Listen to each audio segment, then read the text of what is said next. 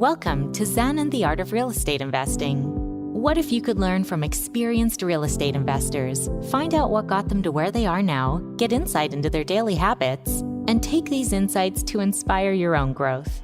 Each week, Jonathan Green shares an in-depth look at the mindful approach to real estate investing.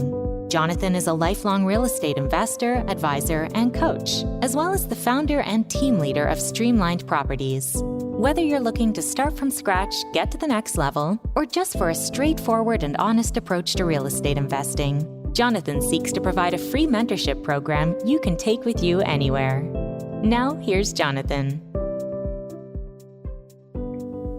Thanks for showing up for another episode of Zen and the Art of Real Estate Investing. You're going to hear me super hopped up on this episode because I was really into it. I love the way that this company does business, so you're going to hear all about it.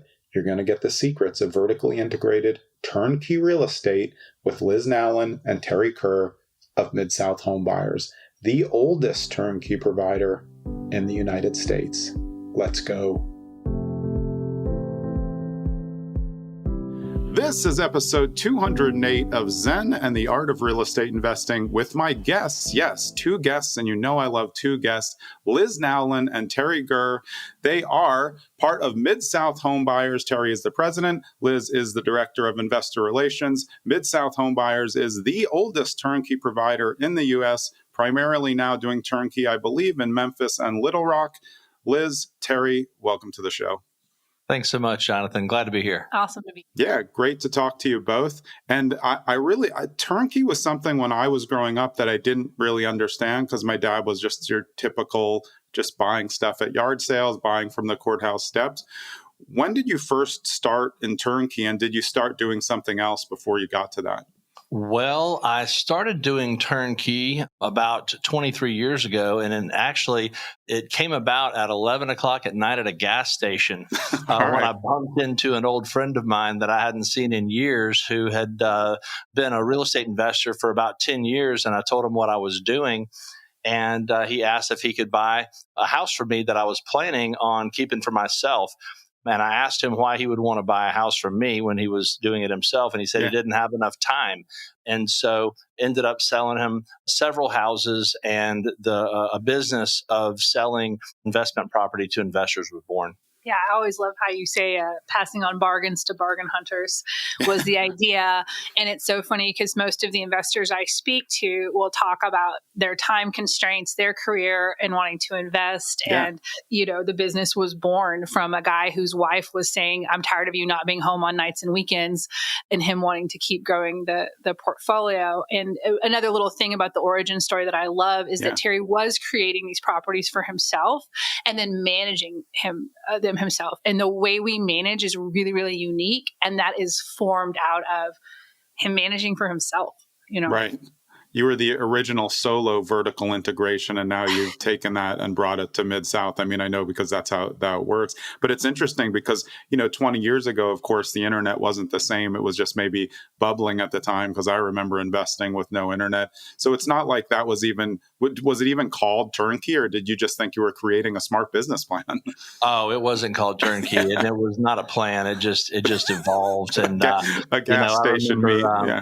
I remember driving around to real estate agents who then specialized in foreclosures and picking up paper from each one of their offices. There were about 4 of them, and then hauling out my map book and plotting them on a map book. Yeah. And very shortly thereafter, obviously GPSs came out. But no, this was a business born out of love and luck, and of course some hard work. But yeah, it was definitely different 20 some odd years ago. Yeah, and before that, were you just buying, rehabbing, and then holding them as rentals for yourself? I was. Yeah, and so before that, when you were growing up, were you always interested in real estate? And then, of course, I'll ask you as well as never. No, it never even occurred to me. My wife and I had a newborn, and we wanted to keep our personal overhead low, so decided to look for a fixer-upper. I found one, spent 7 months working nights and weekends before we were able to move our family in there. But a couple of months into it, I came home and I told my wife, I love this. This is what I want to do. So I quit the best job of my life, took a 50% pay cut to take an outside sales gig that allowed me the freedom to make a run at the real estate business. And fortunately, it worked out. Yeah. What about you, Liz?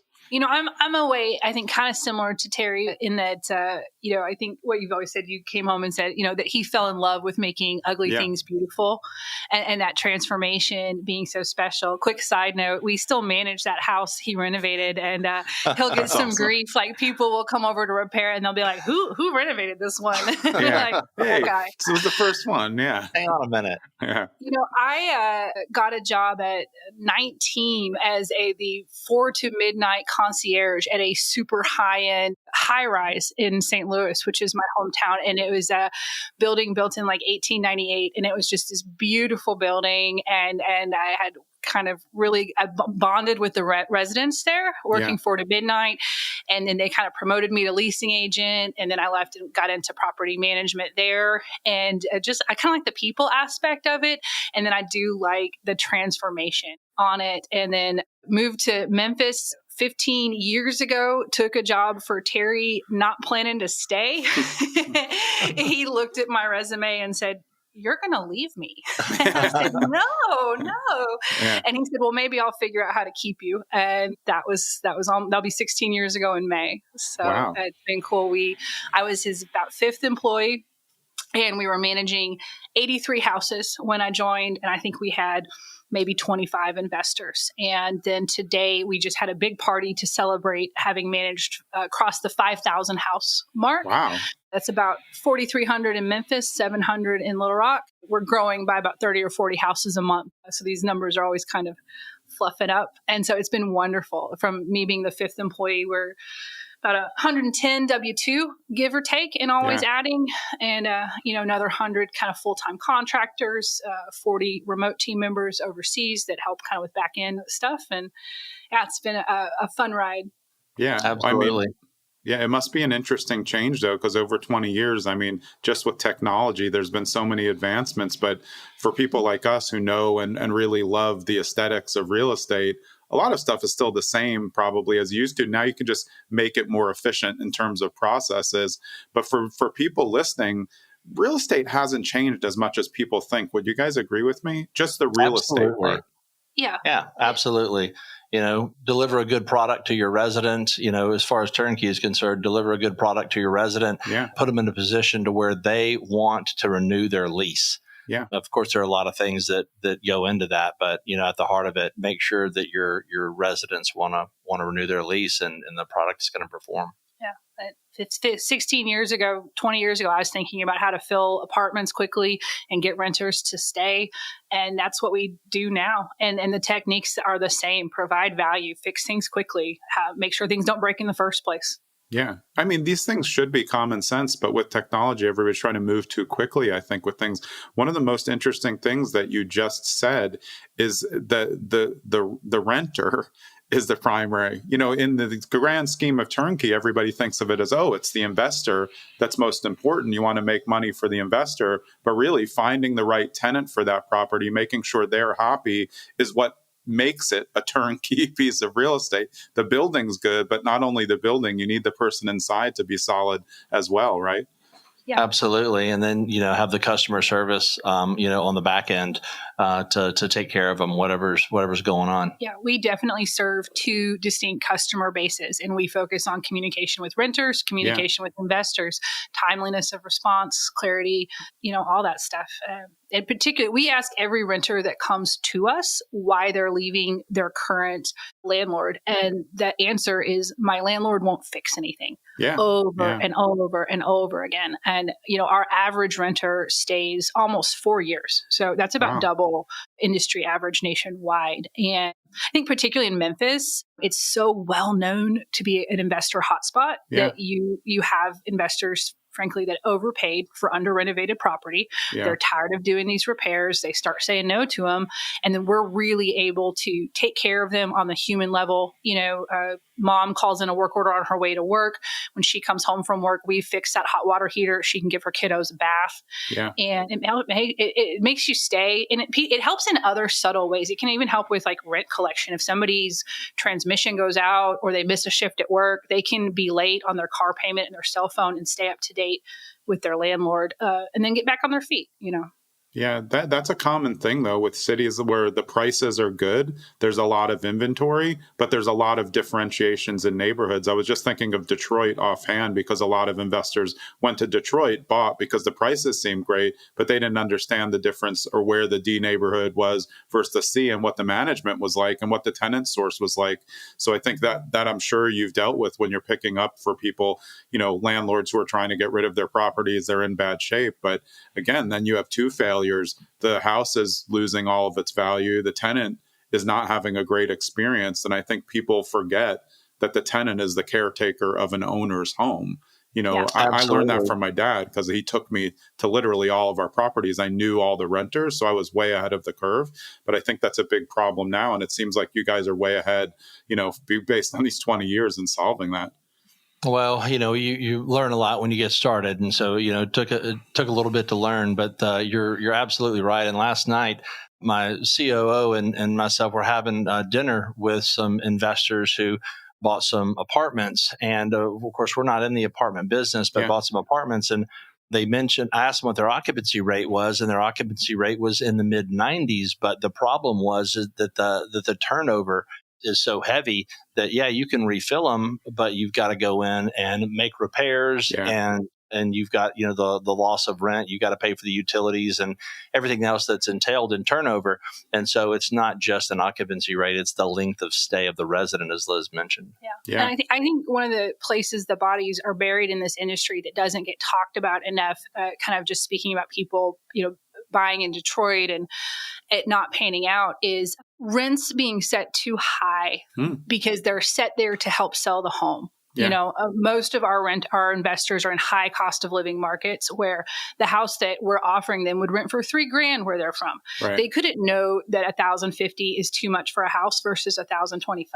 Yeah. And $25 is kind of a difference for folks, Yeah. And honestly, if you offer me two identical things and one's $5 cheaper, if they're identical, it'll go cheaper. Me too. We have this, we have this kind of unusual guarantee that comes. We have a lifetime occupancy guarantee that says that there's no expiration. If we are the managers of your property, we have a guarantee in place that if we ever can't put a person in there within 90 days, we have to start paying you the market rent on the 91st day.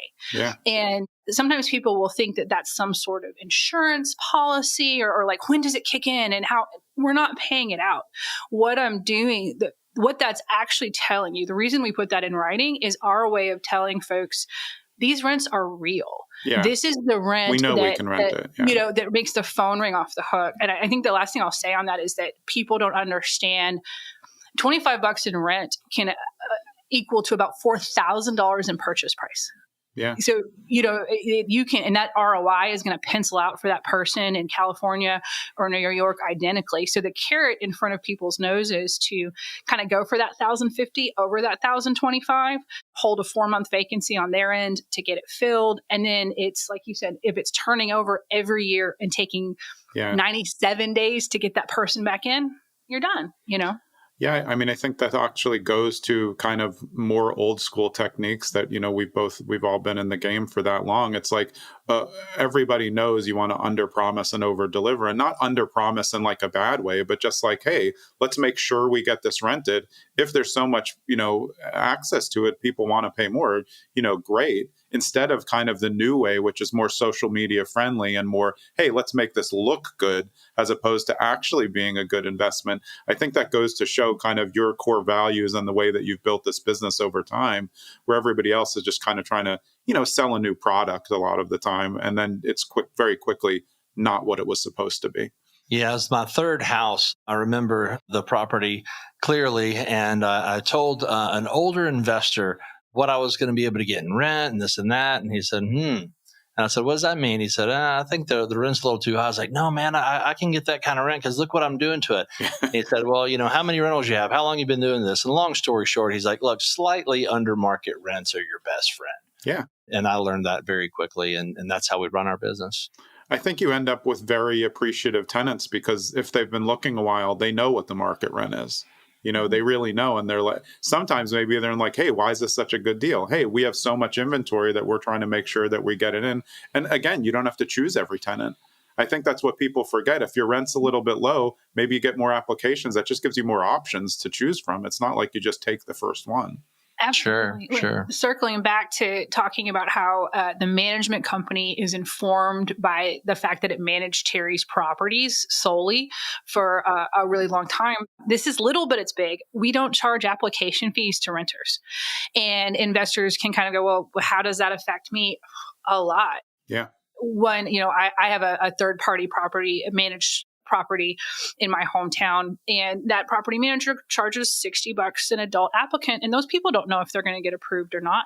Right. And talking about renters and quality renters, the quality renters, lots of people are approving them fast. You want to get them in, you want to be the first people to say yes. And application fees are an enormous income stream for property management companies, and we are paying to do the criminal background check, the tri-merge credit check. That's the most, again, because it's an income stream. Most property management companies are shelling out to check 1, maybe 2 bureaus. We're doing a tri-merge, which is the same as what a bank looks at, and so it's kind of not charging and doing the deeper look and setting that rent price so your phone rings off the hook and you have a big pool of people to choose from. Yeah. You know what the funny thing is? I'm sure you guys know this. I've always found that it's the money is definitely a problem, but they think like, oh, well, now you're going to get 100 applications. You're going to spend a lot. No, people who know they're not going to qualify aren't going to fill out the application when it's free. Once they find out that you're going to send it through, even though they don't have to pay, they're not filling it out. You're generally going to get people who are at least close to qualifying or qualifying. Absolutely. Yep, absolutely. You got it. Yeah. We have an 85% rejection rate and it kind of goes back to doing this for a long time. One thing I think is neat is every time a renter, this isn't the fun stuff to talk about, but it's the real stuff. Every time a renter would fall off the rails in the early days, we would comb back through that file. Was there anything in that file that would have told us that they weren't going to perform? And if you get approved with my property management company, you would get approved anywhere in town within the limits of your income. And we're checking the rent, we're checking all the other stuff, but we have lots of layers of little, just boxes you have to check that other management companies don't do. Yeah, and we're able to be a little more strict on underwriting just because we have a higher volume of applicants because we're not charging those application fees. And like Liz said, the best applicants, you got to snag them quick because they'll be gone elsewhere. And that plays into it for sure. Yeah. And again, you're serving two people, you're serving the renter. You want to get a great renter in there, but then you're serving the investor on the end game there, which is really important. And something I wanted to touch back on, because you said your average stay is 4 years, which is really crazy.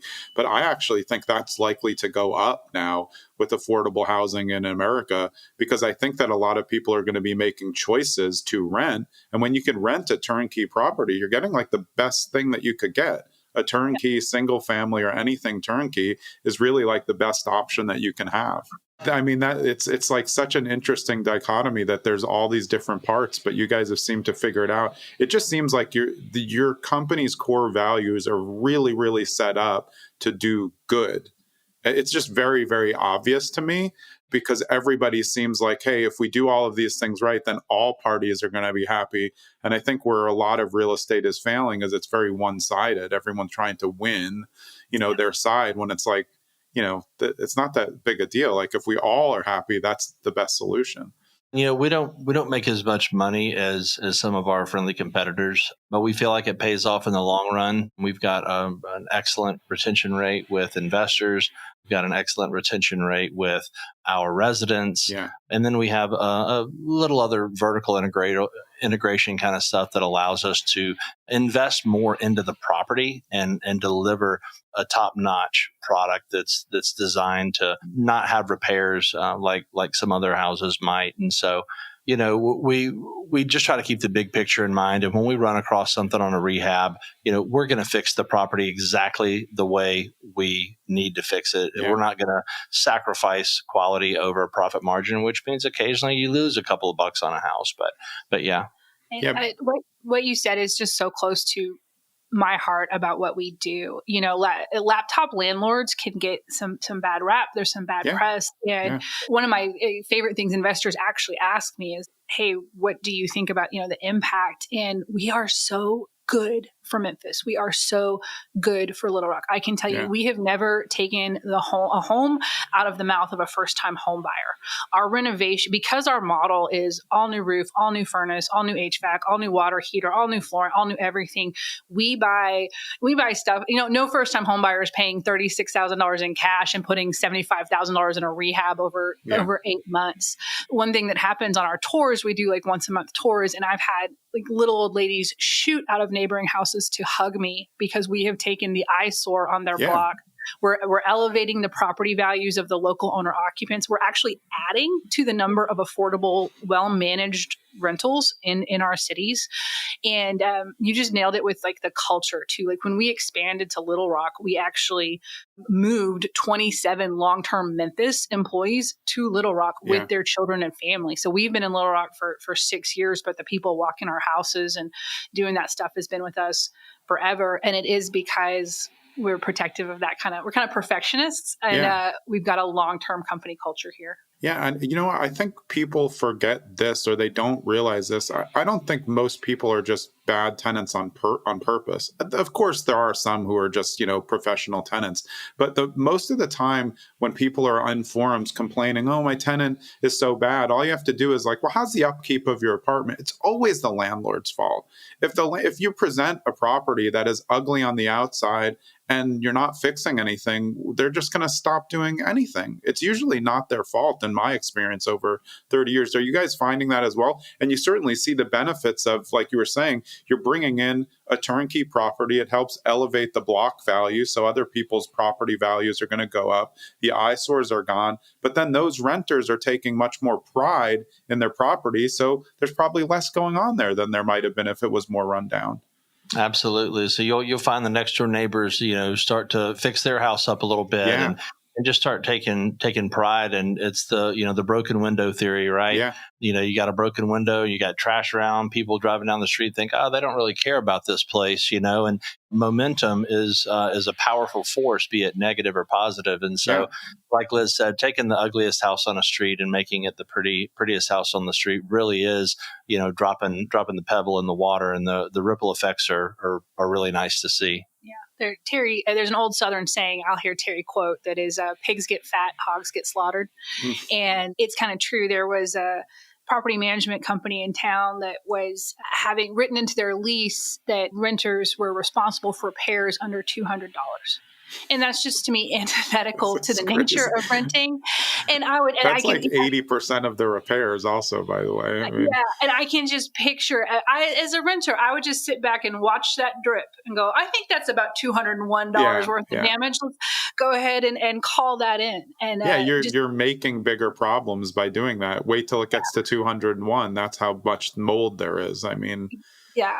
And you're going to move out at 12 months and have a get ready filled with little items here and there. But if you're trying to wring every dollar out of folks, And we built our business a lot on referrals from happy investors and referrals from happy residents. And so it's nice not to have to spend a bunch of, advertising dollars, renting houses and or pay agents to sell houses. And in the long term, it makes it easier. And again, we didn't, every day you wake up and you try to do business a little bit better and a little bit smarter and be a little more efficient. And, we've had the benefit of being around for about 23 years. And so we just, continually trying to learn and sharpen the axe. And we have lots of intercompany meetings with a regular cadence.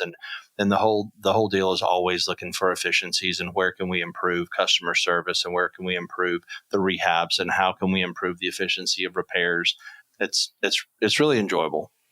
Yeah, I mean, again, it's just providing what is really affordable housing. Again, I always say this, but there's two definitions of affordable housing. There's affordable housing subsidized by the government, and then there's affordable housing, which is bringing in nicer products that people can actually afford. And you've really figured out the science. You said before something really important. You said that you probably make a little bit less per rental, but that's why you're 23 years ahead, and half of the other companies have gone out of business, because you're thinking long term. Whereas I think culture now is very short term thinking. Well, I need to get that extra, like you were saying before, Liz. I got to get that extra $25. Really? Is that going to help you in the long term? Because you're going to, it's just like, it doesn't make any sense. You've kind of, what you've laid out here is a long-term strategy for people. But again, it does take patience. And like you said, a lot of tinkering still after 23 years. Hey, what's not going well? What can we fix? Absolutely. Yeah, it makes my job easy in a way, because I only have to, I call it getting you into my cult, getting you the first house, and then the amount that I am working with repeat folks coming back and just kind of talking about all of our really long histories in the inventory. I mean, in industry, so we have a small wait list for our properties. We have for years. I say, you've been setting folks up with an investment that works for this long, you kind of ought to have a line. Yeah. But that started in 2011, and as we've aged as a business, that blows my mind more, because it way predates podcasts of any significant type. It predates Turnkey much as a concept, and certainly in a way there was still some blood in the streets as far as the crash and people that were burned there. And it was just word of mouth. And I had a firefighter that would tell the other firefighters, and they'd come, and some military guys that as they hopped bases would tell people about us. And it's a nice way to do business. And it kind of goes back to what Terry was saying about wanting everybody to be happy in the deal, from the hammer swinger to the lender to me. We're constantly adding new employees because of the growth, but I've been here 16 years. Our property manager, Matt Van Horn, has been with us for 13 years. Naya is the me on the other end of the deal. Like once you close, she's your go-to. She's been with us for 11 years, and it kind of just goes on and on and on. He makes a great place to work. And the funny thing about Turnkey is it is such a long-term business relationship. Like I always say, this house will make you the most money if you own it for a decade plus, 15-year plus. And with us, you just kind of get the same friendly, knowledgeable, even our leasing agents. We've got leasing agents that have been with us for 7 or 8 years. Yeah. And that means your renter hears a smiling voice, answer the phone in 2 rings, And so it just kind of... Hey, it's Jonathan. I hope you're enjoying this episode with Liz and Terry of Mid South Homebuyers. Now, I was so hopped up about this that I immediately got on the wait list myself, and I actually have some friends who came with me. So if you're interested, either now or at the end of this episode, just send an email to me, jonathan@trustgreen.com. That's green with an E at the end. Send me the email. Just say, connect me to Mid South Homebuyers, and I will. And you'll get on the list, just like me. Let's get back to the show. Yeah. Is everything that you guys do just single family? Yes, it's just single family and some duplexes. Yeah, okay. But not very many duplexes. Yeah. And so where do you source the deals from? By now, you know everybody, so I'm sure they just show up at your door. But in the beginning, it was probably different, right? Yeah, in the beginning, it was MLS stuff. And in the beginning, it was foreclosures. Yeah. When those existed, they're barely even around anymore. Yeah. And then I remember the first wholesale deal I think I ever did was in 2005, and I didn't know what a wholesaler was. And then they just became, more and more deals were coming from wholesalers. And so now I'm going to say that 85% of our deals are probably coming from wholesalers. And then the rest would be coming from, most of them would be on the MLS. And then some folks might be probate attorneys or just, folks who just know what we do. Yeah, I mean, wholesalers, of course, have a terrible reputation, but there are some very good ones. But you are the ideal person for a wholesaler to sell to because they know if they find a good product that fits your buy box, you will buy it and fix it and they will get paid, as opposed to just scratching the crumbs and putting it out on an email list. That's that's the hardest thing about being a wholesaler. Yeah, we're fortunate that we get first look at a lot of houses that our wholesalers are putting out. And oftentimes, we're not the highest bidder. Right. But they know that we're going to close, so we get the deal anyway. Yeah. That's the same for me. I mean, being around the business for so long, closing's what matters, and this applies all the way from single family homes up to large scale commercial. Everybody wants to deal with the person who's actually going to close the deal. And when they say, hey, we're going to take it as is because we know what we're doing with rehab, they're going to take it as is. You sell that to a brand new investor who's, from 1,200 miles away, they're going to get an inspection report and have a freak out on their first investment. And then the deal is going to go in the tank. So that is. And I think a lot of times what people forget is there is a subsection of VVIP and then VIP that wholesalers give the deals to first. So when it comes out on the email chain that a new investor gets, it's already been through people. It could still be a good deal, but it's not the best deal, or it's not one that anybody else that was in the VIP wanted. True. It's true. I'll have investors out of state, out of country, kind of send me houses on Zillow and say, like, what about this? Would you guys buy this? And it's like, not only have we passed Saw on it a year and a half ago. You're seeing it, not only have we passed on it, everyone else in town has passed on it. That's one of my favorite things to say, though, because I'll get a text, or like I'll look in a forum and someone will say, I can't believe this. I'm a brand new investor. This property's been on the market for 260 days. It's unbelievable. It's like literally every person within 2,000 miles has passed on that deal. But that's just the kind of lore of real estate. But so what I've been saying a lot, which is really going to apply to you lately, is with the fact now that people aren't going to be able to afford their single family homes in a lot of areas, I think a lot of people who want to invest are going to continue to rent and then look to things like turnkey and syndications to make smart investments that they don't have to manage before they even own their own home. Do you see this as a potential kind of adjustment in your buyer pool moving forward? Absolutely. It's been an upward trend. And one of the things I often say is that I love holding people's hands through these kind of deals. And more and more and more, my typical investor is a renter in Manhattan, a renter in Santa Monica, and I am helping them do their first real estate purchase in life. And frankly, it's a brilliant way for people to live where they want to live where their jobs are, and make the kind of money that only real estate really can make you, and benefit from appreciation. And I get so excited for them, really, because it's people a lot of times are late 20s, late 30s, where they're going to live out these mortgages so well. And we plug folks into just the best title companies. I get folks a quote for homeowners insurance. And we've just made sure the whole team is there for people. And I tell them the only thing that'll throw you off is this will be the easiest, smoothest deal you ever do. We don't ask for earnest money. Yeah. Well, because you can sell it to somebody else. You know what I mean? Like there's just not a lot of it. You've built such a system that you kind of know what the end game is. And it's similar to what you were saying. We don't have to make the most on each transaction because we're going to be steady across them all. But yeah, I really do think that's going to be an interesting buyer pool. And it's very smart because in the two markets that you're in now, it's very accessible for people who are making decent income to be able to shave off a down payment to get that started and then just keep doing what they're doing. And they'll turn around in 6 months and they'll be like, wait, I have enough to do this again. And that money is coming in. Yeah, our houses are $106,000 to about $200,000 on the high end, with probably 80% of them being between 140 and 160, and that's gut rehabs in peaceful neighborhoods.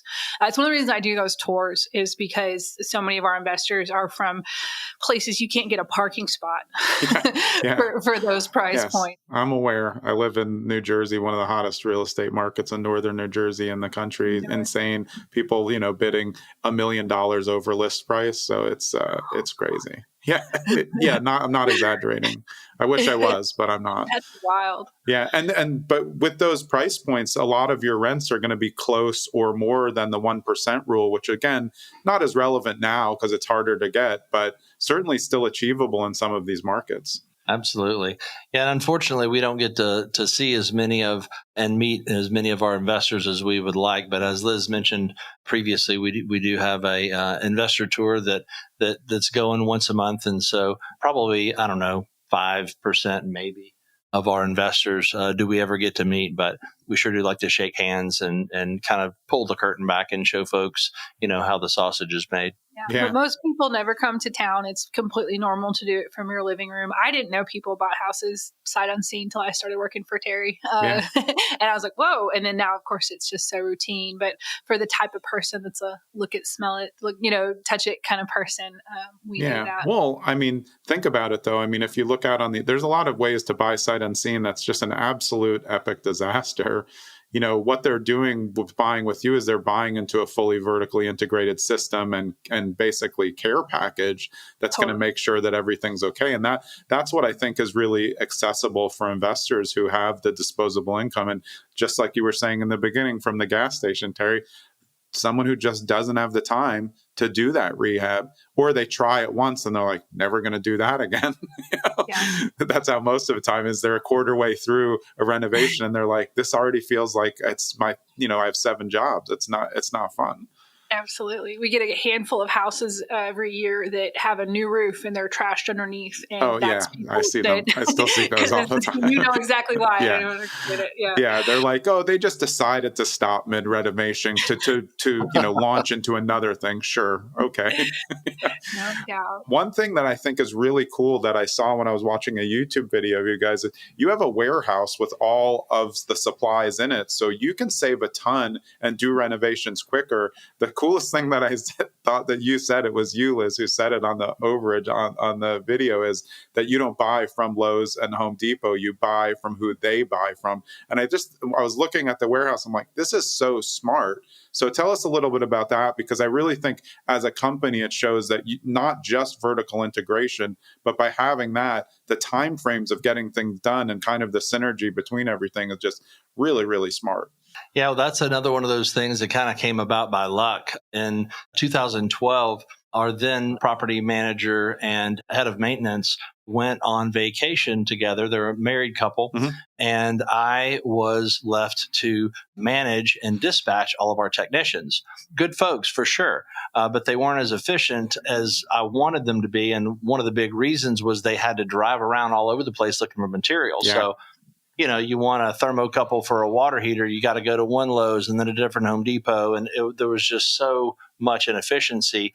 So 2 weeks later, when my employees came back off of their vacation, I had a lease with 7,000 square feet in the warehouse where Liz and I are right now, which we ended up buying a year later. And then it is a hardware store. Yeah. We only sell to our other companies, but the hardware store was born out of necessity to provide the best possible service for our residents and for our investors. And then it developed into what it is now, which is buying in bulk for all of the rehabs as well. Yeah, I mean, just on the repairs end, you're able to make quick repairs for everybody because you have everything in stock, barring something that, is just is a brand new thing. And that's something across the board that almost nobody sees. Just like you said, most people are like, oh, well, let me swing by Home Depot. And then that's, 2 hours of driving to do an 11-minute repair, not efficient. It really pans out 2 ways. So one thing I will often mention to folks is I buy my houses directly from the company. I buy an investment property every year. There's no employee discount on houses.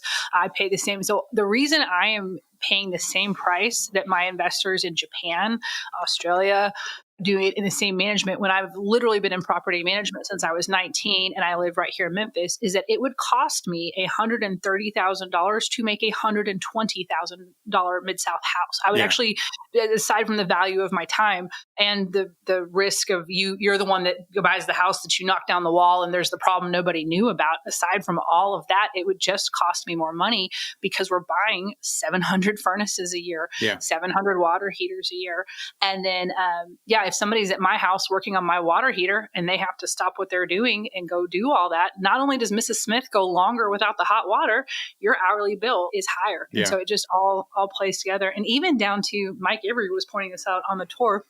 I never thought about this. Over the 20 years of doing this, we've gone, for example, from tan paint and tan carpet to gray tones and stuff like that.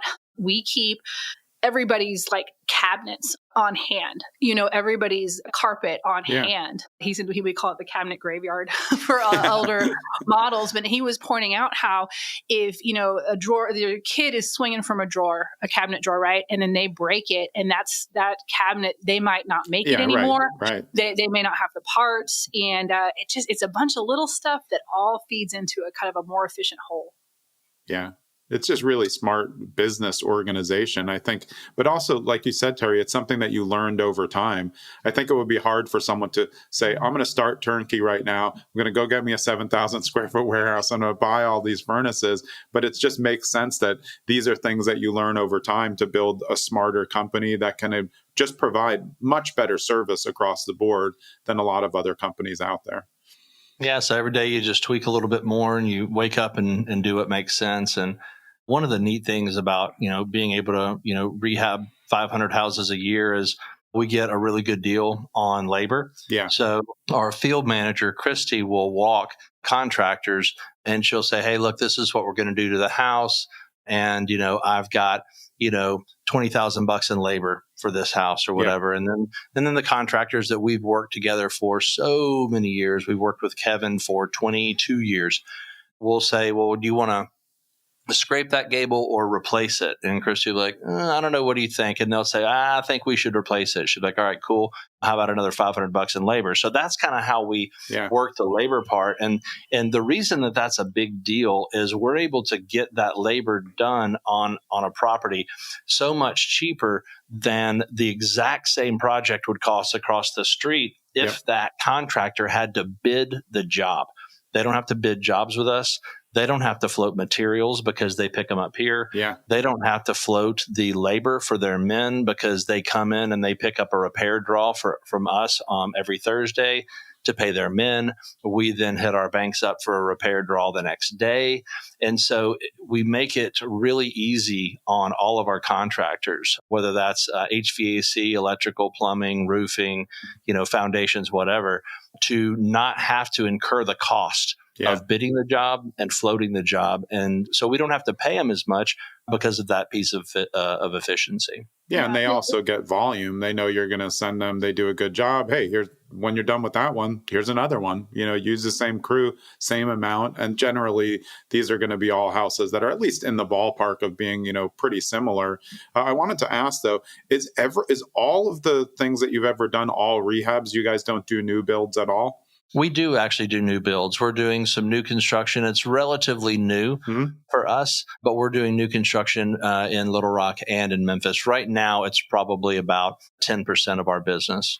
But expect it to grow, I would think, because as I'm seeing a lot, it's just like, okay, insurance costs are going up, control over the whole product. A lot of people who are in similar types of businesses are starting to do a little bit more in terms of the new build. You get full control over the product then. But of course, you guys have been doing it so long, you're really fixing everything in the beginning, of course. But, not a lot of people do. So they just get the new build. But certainly new build is going to be safer on the insurance cost, just looking at what's going on, even though Memphis should be pretty okay for insurance. But you never know these days.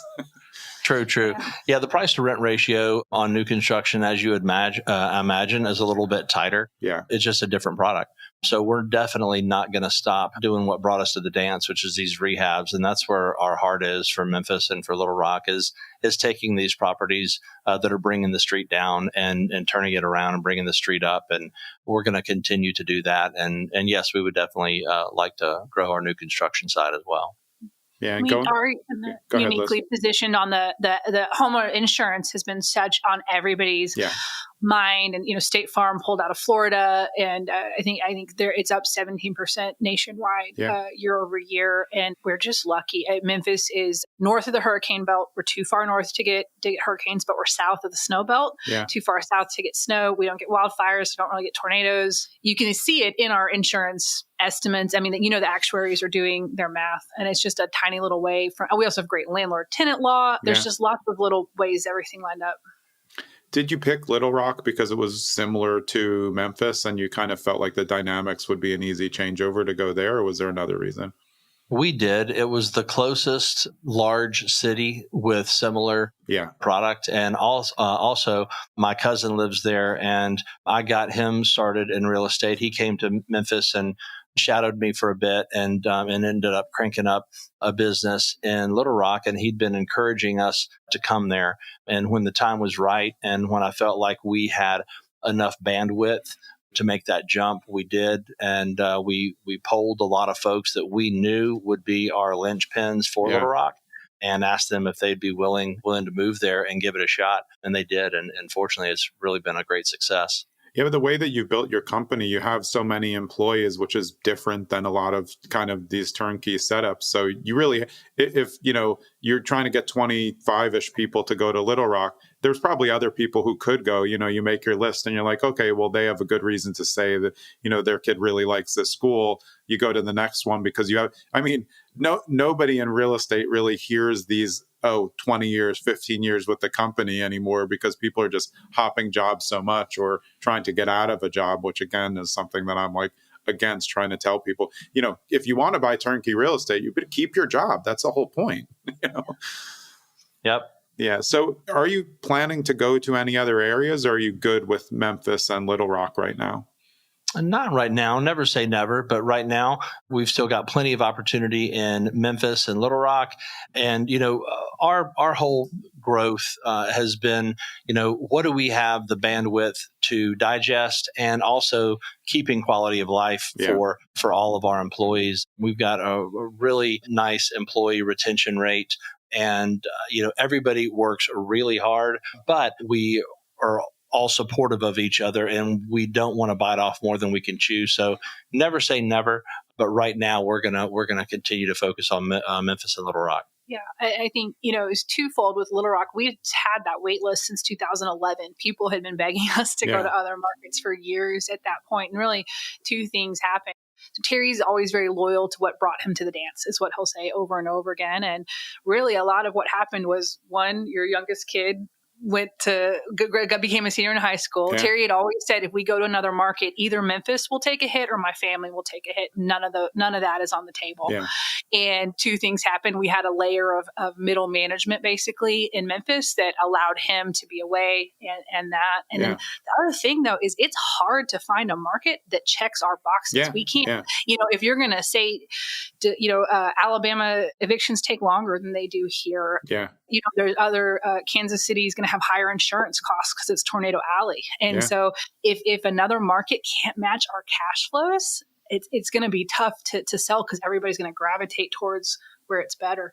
So it's hard. If Memphis checks 10 boxes, you can find a lot of places that check 7, but it's hard to check all 10. Yeah. And if you take your process and put it into 7, it won't be as efficient. You need the 10 boxes checked so you can be Mid South Homebuyers and not compromise the integrity of the business by trying to sneak it in. Well, these three won't, it will delay it. I mean, I can see that just from how you do business.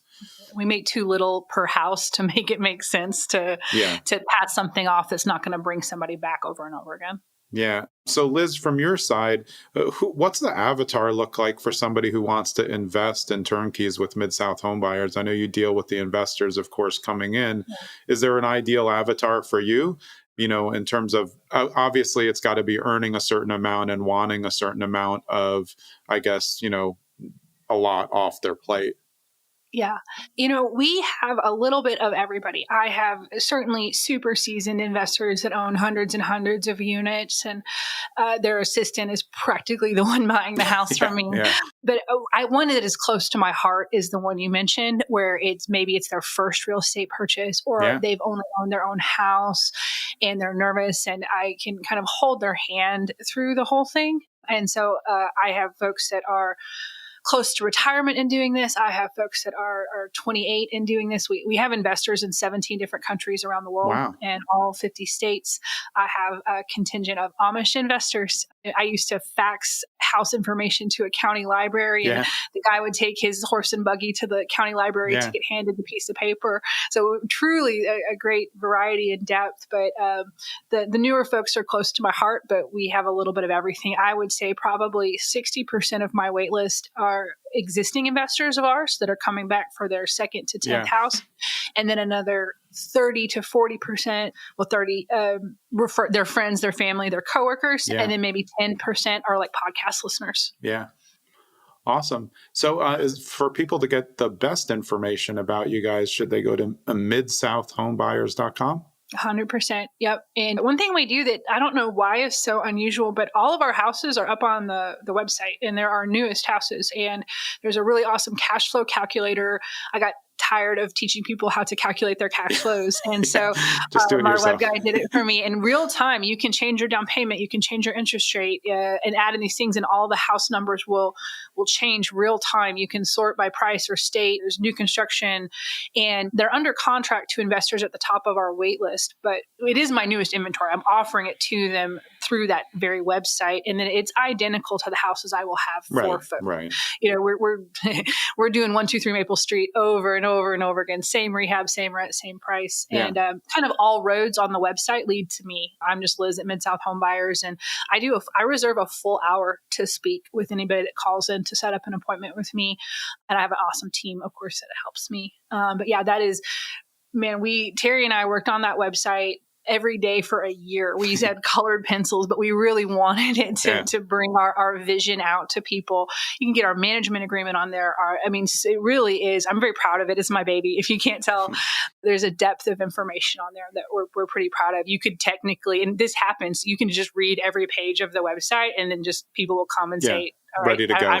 I'm ready now. You have a 1 minute meeting. No, I already watched all the videos. I'm saying, but Exactly. that's a smart way of doing business, because it establishes an enormous amount of trust up front that they already trust you, because like, hey, it's all here. They can watch YouTube. Hey, and I mean, you guys are exactly like the YouTube videos. So it's not like, you get it all together. I think it's just, that's the way that I do business as well. I want everything out there. So when somebody shows up, they're just ready to go. They usually have one or two questions, specific. And then you're like, oh, wow, that was easy. But again, it took a year to get the site the way that you want so that it could build the trust on its own. Transparency is everything, and it's not very common. Yeah. So if someone were to hop on the wait list, what's generally the amount of wait time until they would be able to get a property? It's so much better than it was. We were pushing a year at one point a couple of years ago, and really new construction has been awesome because it's like our own faucet, right? That we can kind of turn on. Yeah. And so it's glorious now. It's about 45 to 60 days for my finance investors, just from when you call me, and I literally just put you on my spreadsheet. And it's just, I'm sending emails. It really comes out of, we used to offer the properties to everyone all at once. And I would have this insane feeding frenzy. This is in 2011. Yeah. And I would send out a house and my inbox would just go, I'll take it, I'll take it, I'll take it, I'll take it, I'll take it, I'll take it. I was having to screenshot my inbox because people would say, what do you mean it's gone? I'm replying 3 minutes after you emailed me.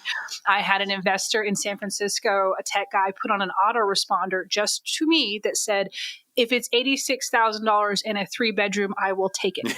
And he got 7 houses in a row with that autoresponder. And I had a little old lady from Australia fly out from Australia to tour with us. These emails were coming in the middle of the night for her, and she had no chance. Yeah. And I knew that we would do the best if I could make space for people to call their spouse and say, I think I want to do this. Yeah. So anyway, and now, so it's a short time till you start receiving the property offer emails. I'll send you as many as you need till you see the one you want. It's not like I'm assigning you one or giving you a list to pick off of.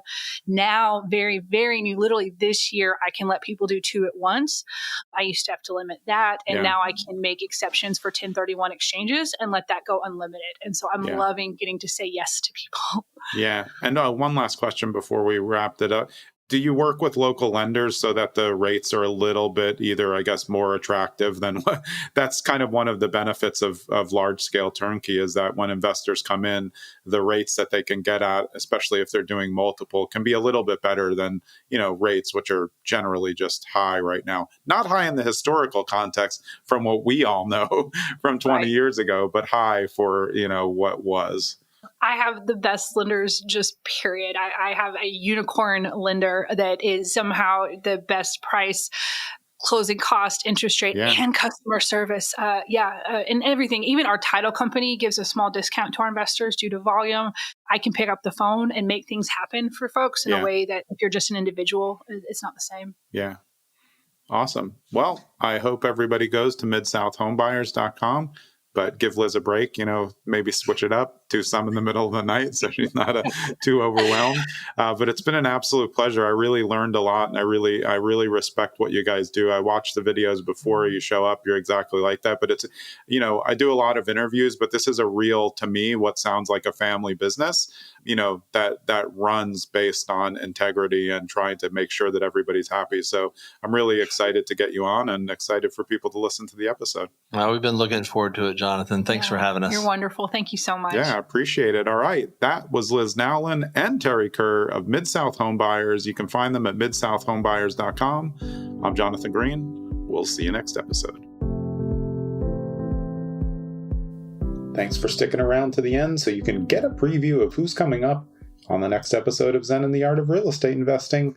It is Jeremy Lemire of Navigator Wealth Fund, and Jeremy has been involved in everything. Passively investing in out-of-state assets, hard money loans, syndicating deals, including self-storage, commercial retail, and hotel-to-apartment conversions. He is a wealth of information, so show up next episode to hear all about it.